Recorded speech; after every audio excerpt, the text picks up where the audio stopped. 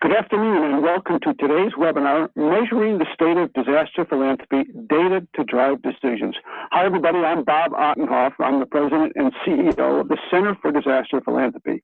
Today's webinar is a special public launch of the third annual State of Disaster Philanthropy report, as well as a presentation of online interactive tools for understanding disaster-related funding flows. I'll be presenting today along with Larry McGill. Larry's the Vice President of Knowledge Services and led the Foundation Center's team on this project. During today's webinar, we'll provide background on the project, describe the research methodology, lift up key findings from this year's report, and demonstrate the online interactive tools for examining funding flows, a data dashboard, and mapping platform. Then we'll wrap up with an open question and answer period. I encourage you to submit questions at any time using the Q&A button on the bottom of your screen. We'll do our best to get to all of your questions by the end of the webinar. And by the way, the webinar is being recorded, and we'll post the full recording and the summary on the Center for Disaster Philanthropy website. The work we're sharing with you today builds on a partnership between the Center for Disaster Philanthropy and Foundation Center, one that taps into the respective strengths and expertise of each of our organizations. CDP's mission is to transform disaster giving by providing timely and thoughtful strategies to increase donors' impact during domestic and international disasters. CDP aims to increase the effectiveness of contributions given to disasters, bring greater attention to the life cycle of disasters from preparedness and planning to relief, to rebuilding, recovery, and resilience efforts, provide timely and relevant advice from experts with deep knowledge of disaster philanthropy. Foundation Center has been around for 60 years and is the leading source of data and information on philanthropy worldwide. Its data platform houses information on more than 140,000 foundations and 5.6 million grants. In recent years, Foundation Center has partnered with various organizations to make its data and information accessible through data visualization tools and issue-focused web portals.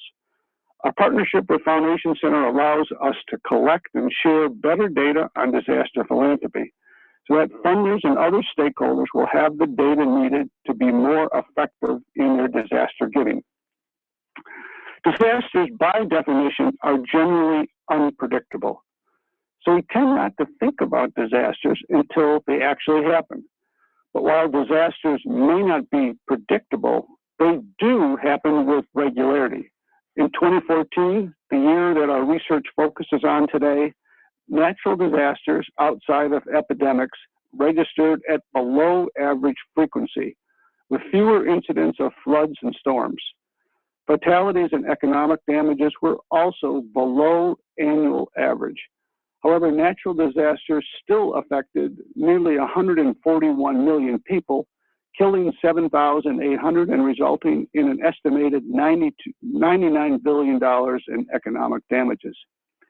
The largest outbreak of Ebola killed more than 10,000 people in West Africa.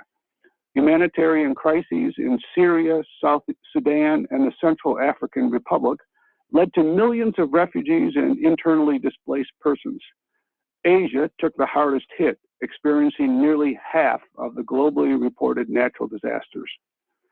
Domestically, devastating tornadoes across the central and southern states caused widespread flooding and resulted in several storms with damages over $1 billion.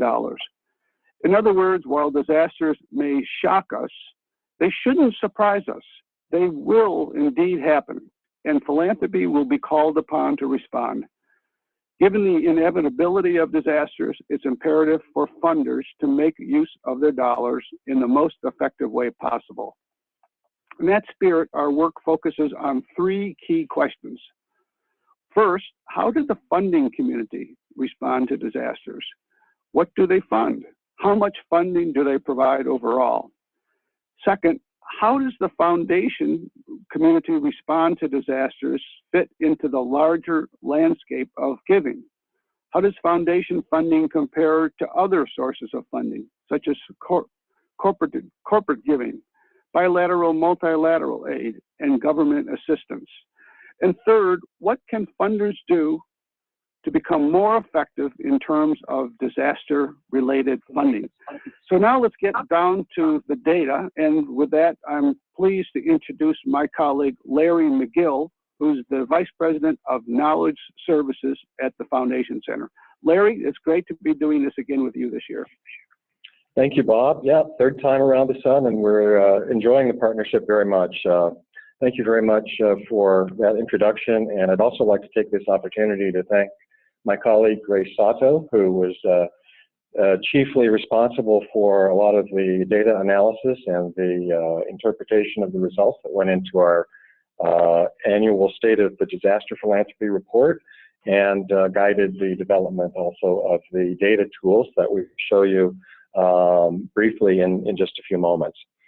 To examine the questions that Bob just mentioned, our team at Foundation Center started this process 3 years ago by working with the Technical Expert Advisory Committee to develop a project taxonomy. And this was so that we could classify both disaster assistance strategies as well as various types of disasters. You can see in this diagram that assistance strategies cover the full life cycle of disasters, from resilience, risk reduction, and mitigation, to preparedness, to response and relief, and to long-term reconstruction and recovery. Disaster types can be classified into 3 major buckets: natural disasters with more specific breakdowns, man-made accidents, which include things like oil spills and building collapses, and complex humanitarian emergencies like the Syrian refugee crisis.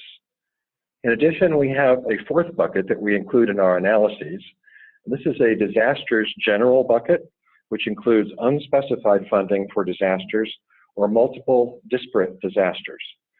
This is the 3rd annual report that we published using this particular taxonomy as our guiding framework. So if we look now at the data, we found that in 2014, when we examined all grants of at least $10,000 or more, as reported by 1,000 of the largest U.S. foundations, we found nearly $226 million of funding for disasters and humanitarian crises. The majority of this funding, 79%, went to natural disasters. And of that funding, epidemics captured by far the most grant dollars. Nearly all of this funding supported efforts related to the devastating Ebola outbreak in Africa that year. With respect to assistance strategies, the largest proportion of foundation funding, 73%, or almost 3/4, went to response and relief efforts, while 5% went to reconstruction and recovery. 11% went to resilience, risk reduction, and disaster preparedness. In 2014, because of the Ebola outbreak, larger U.S. foundations gave grants predominantly focused on Africa. 76% of the grant dollars that we documented that year. 20% of grant dollars went to North America, which is a substantial change from previous years when U.S. foundation grants largely addressed disasters impacting the United States. Hurricane Sandy was responsible for a great deal of the funding that went to recipients in the United States during the previous 2 years. 10% of the funds in 2014 went to Asia, the Middle East, and the Pacific. 5% went to Latin America and Mexico, and another 5% went to Europe and Russia. Looking at funding trends from 2012 to 2014, we can see that funding nearly doubled from $111 million in 2012 and $117 million in 2013 to nearly $226 million in 2014. Again, it was the Ebola crisis that generated the most investments, and in particular, the Bill and Melinda Gates Foundation and the Paul G. Allen Family Foundations made sizable contributions towards this outbreak, which influenced that total quite a bit. However, as you can see from the other 2 graphics on the screen, the number of grants and the number of foundations making investments did in fact decrease fairly dramatically from the 2 earlier years. Responding to disasters is an enormous task that no single sector can accomplish on its own. So here's a quick rundown, excuse me, on what giving looks like from other funding sources. What we showed you previously was an analysis of funding from 1,000 of the largest US foundations, which amounted to about $226 million in 2014. In reviewing Foundation Center's broader database, we were able to document an additional $97 million for disaster-related giving from smaller foundations, public charities, and a few non-US foundations in our database. In addition, we looked at corporate giving data based on information from the US Chamber of Commerce Foundation and Foundation Center's own data collection efforts. We found at least another $62.3 million in pledges. Corporations don't always publicize their disaster-related giving, so these data are difficult to collect systematically. So this figure is likely to be a gross underestimate of total giving by corporations. Individuals and organizations donate via online platforms and crowdfunding sites. We took a look at two online platforms just for illustrative purposes: Global Giving and Network for Good.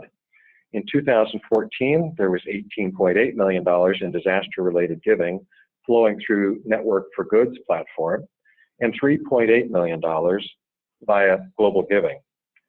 The largest source of private philanthropy in the US is from individuals, and individuals are increasingly giving through donor-advised funds, such as those managed by Fidelity and others. Based on Fidelity's 2014 data, individuals gave $7.8 million for disasters and humanitarian crises through its donor-advised funds.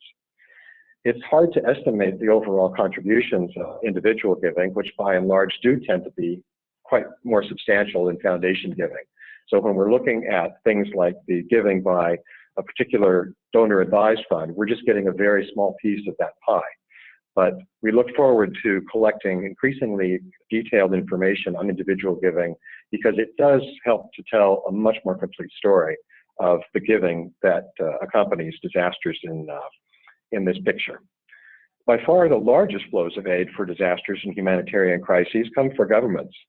Governments disperse bilateral aid or giving to other countries, particularly developing countries. In 2014, the 29 members of the Organization for Economic, the OECD Development Assistance Committee, which includes the United States, the European Union, Japan, and others, reported $16.5 billion in disbursements to developing countries for disasters and humanitarian crises. UN OCHA, in addition, which is the United Nations Office for the Coordination of Humanitarian Affairs, also collects information on humanitarian aid through its Financial Tracking Service. The Financial Tracking Service is a comprehensive source of real-time humanitarian aid contributions. Digging into their database, we identified an additional $3.5 billion in commitments and contributions from non-DAC donors and multilateral organizations. FEMA, the US Federal Emergency Management Agency, distributed $2.1 billion in grants in 2014.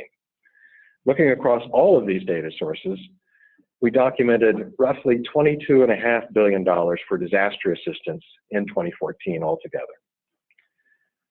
The print publication that has this analysis in it is complemented by some tools that we've also developed that you can access online. One is the Measuring the State of Disaster Philanthropy dashboard, which allows users to interact with the data based on specific areas of interest. The dashboard provides analysis and aggregated data.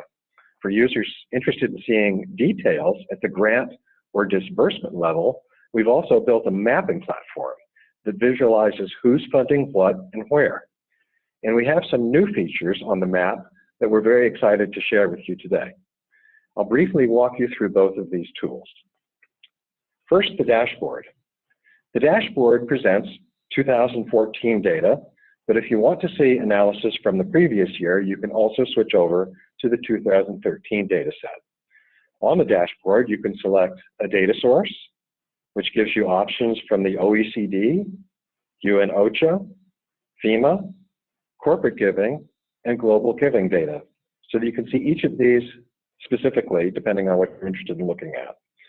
As users scroll down this page, they will see breakdowns of the data by disaster type, disaster assistance strategy, and by region, as well as top funders and also top recipients. In addition, there are some sample grants provided for each data source. Users can also filter the data to see information for a single disaster type, assistance strategy, or region, if you want to zoom in to one of those specific areas. In this case, we're looking at natural disasters. The total giving box has changed so that you can see this breakdown reflecting only grant making for natural disasters. Or users could customize their search even further, selecting a combination of 2 or more filters. Here you see the data change again when you combine both response and relief strategies in combination with natural disasters. Again, the dashboard focuses on aggregated data for 2014 primarily. If you want more detailed information and you want to look at things at the individual grant level, you can look at our mapping platform. We've included all available data from 2011 to date, which gives users the opportunity to see disaster-related giving at a much more granular level. The data on this map are constantly being refreshed. As we get new information from funders, we clean it and we code it, and then we upload it to the map. Like the dashboard, users can filter by disaster type and disaster assistance strategy. Instead of looking more broadly at regions, users can drill down into data at the country level or in the United States to particular states. The map is set up so that users can compare foundation giving to another data source. By default, the map compares foundation giving to bilateral giving of DAC donors, but this can be changed to other data sources, including global giving, FEMA, and UN OCHA. When users select FEMA, for example, the platform automatically zooms into the United States and provides a breakdown by US state and territory. Users can also refine their search by 1 or more disaster type. Natural disasters can be selected in the aggregate, or users could select specific types of natural disasters. The bubbles on the map change when only the earthquake and tsunami option is selected, for example. Users can also filter by disaster assistance strategy, again, by checking 1 or more boxes. The bubbles will change again, for example, when reconstruction and recovery grants are selected. Then there's a list view, which generates a full list of all of the foundation grants, as well as the data source with which it is being compared. And then, from there, you can zoom into a specific record, which provides more detailed information, including the specific purpose of the grant. On the mapping platform, we'd like to actually present some new features that we're excited to show you. We added both charts and something that we're calling constellations. Charts, as you might expect, take data from the map and display them visually, according to disaster type and disaster assistance strategy. Here we can see that the disaster grants in the database are predominantly for natural disasters. And when we look at assistance strategy, we can easily compare the dollar amount and the number of grants that are going towards resistance, preparedness, response, or reconstruction. This clearly visualizes that the bulk of funding that we show in our database is based on response and relief. As with anything data related, there are all caveats that need to be pointed out. These charts analyze philanthropy data specifically and not data from all other sources. And they visualize data that are currently available on this mapping platform. As we collect new information from funders, we will add them to this map so that charts will fluctuate over time, getting a changing picture of how things look as we go forward. For research analyses, we strongly advise that you use the tables and data from either the report or the dashboard. All of those figures have been taken from a specific data set that we designed for research purposes specifically. The other new feature that we've developed and are experimenting with right now is called constellations. Constellations visualizes grant data by networks and connections. Blue bubbles represent donors, and pink bubbles represent recipient organizations. The size of the bubbles represents total funding, the larger the bubble meaning more funding. Users can also apply filters to constellations. Here in this particular example, we've selected reconstruction and recovery, and we can see clusters of funding for this particular assistance strategy. In the center, you see the Robin Hood Foundation as a prominent funder, as is the Fund for the City of New York, both organizations which were very active in the post-Hurricane Sandy recovery effort. If we click on the bubble for Robin Hood Foundation, we can see a summary box displaying the total number of recovery grants that were distributed, the total dollar value, and the total number of recipients. And you can further click on grants to see a list of their grants. Taking a look at one of the grant details, we can see that Robin Hood Foundation gave a $2 million grant to Habitat for Humanity International to repair 600 homes in New York City that sustained damage from Hurricane Sandy. Constellations is a new feature for the mapping platform. It was designed so that we can help identify networks of funding and discover points of connection. Ultimately, we hope this tool and all of the ones that have been created for the State of Disaster Philanthropy project can provide information that help increase coordination and lead to more strategic funding decisions in disaster philanthropy, where currently efforts tend to be more fragmented. We invite you to play around with these tools and send us your feedback. We're interested in learning how you might use this and how we can use these tools, how we can improve these tools to better support the work that you do. Bob? Thanks, Larry. And let me once again remind our listeners that if you have a question, we'd encourage you to submit it now by using the Q&A button at the bottom of your screen, and we'll do our best to get to your question by the end of the webinar.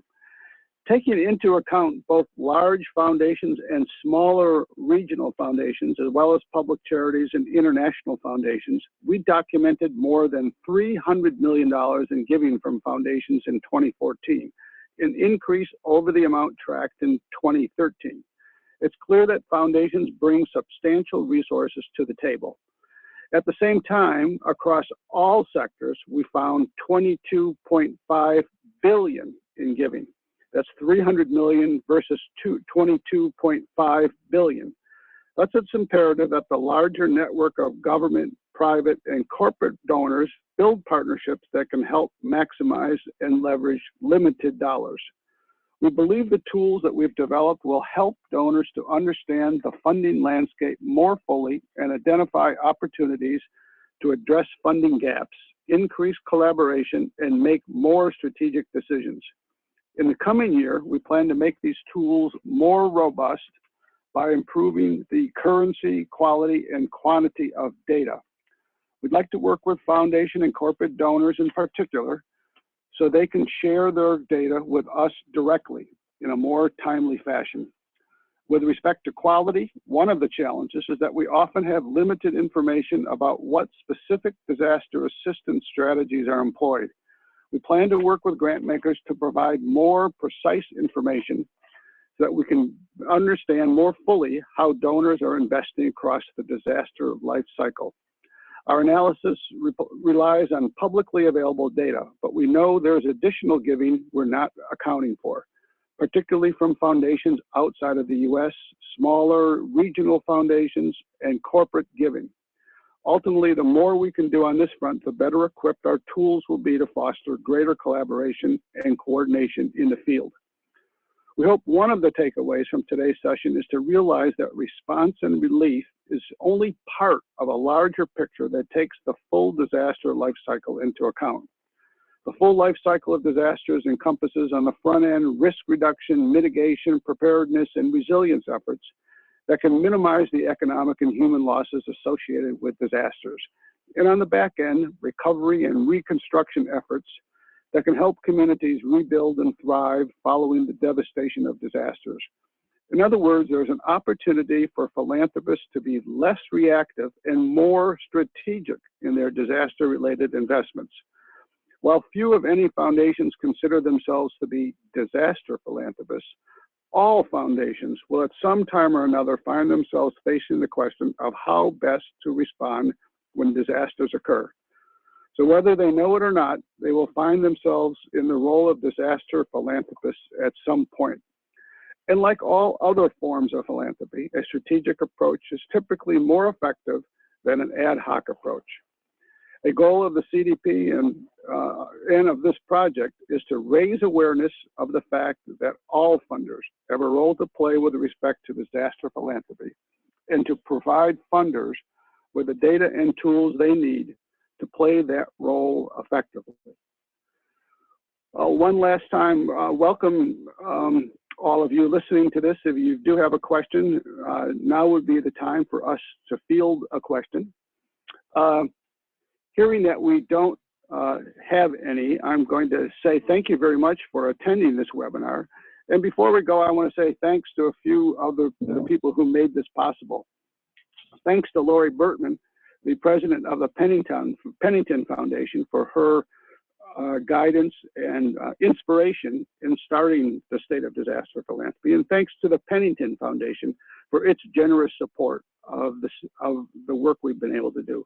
Thanks also to the Conrad and Hilton Foundation for its additional support of the State of Disaster Philanthropy. I'd like to thank again our colleagues at the Foundation Center, Larry McGill and Grace Sato in particular, and all the other folks there. And here at CDP, I want to give a word of thanks to Regine Webster, who led our efforts, Jenny Anvari, who helped to produce this webinar, and Kathy Bukowski, who played such an important role in disseminating information about it. So again, thanks to all of you for listening to this webinar. We'd like to welcome you to send additional questions to us online. Thanks again, and so long.